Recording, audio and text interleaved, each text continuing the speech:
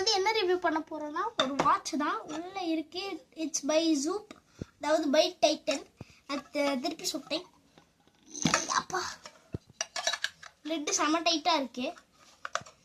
இங்கே பார்த்தீங்களா, இப்படி குட்டி பசங்களுக்கான இது வாட்ச்சு. பெரியவங்களுக்கு விமனுக்கு செய்வாங்க, மென்னுக்கு செய்வாங்க, எல்லாத்துக்கும் செய்யும் போது கிட்ஸுக்கு மட்டும் செய்ய மாட்டாங்க.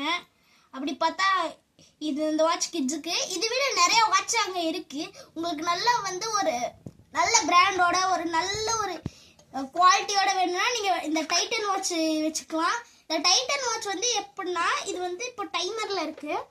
இது டைமரில் இருக்குன்னா இது நான் மோட் ப்ரெஸ் பண்ணோன்னா இப்போ வந்து டைமர் கட்டுது. மோட் ப்ரெஸ் பண்ணோம்னா டைமரு ஸ்டார்ட் பண்ணிக்கலாம். இப்போ வந்து ஸ்டார்ட் பண்ணிட்டு 2 செகண்ட்ஸ் ஆயிடுச்சுன்னா மறுபடியும் இந்த ஏடிஜே அப்படின்னு ஒரு பட்டன் இருக்கும், அதை ப்ரெஸ் பண்ணிங்கன்னா மறுபடியும் போயிடும்.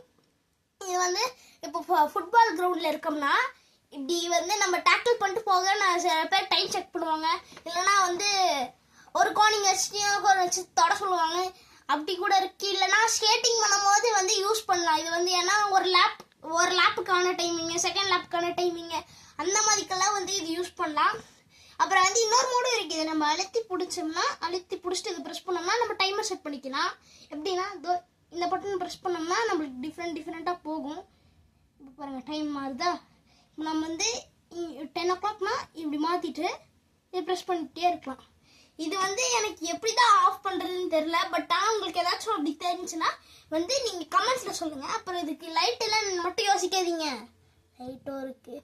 இந்த நைட்டில் வந்து டைம் பார்க்க யூஸ் ஆகும் தான் நினைக்கிறேன். ஓகே கைஸ், பாய்.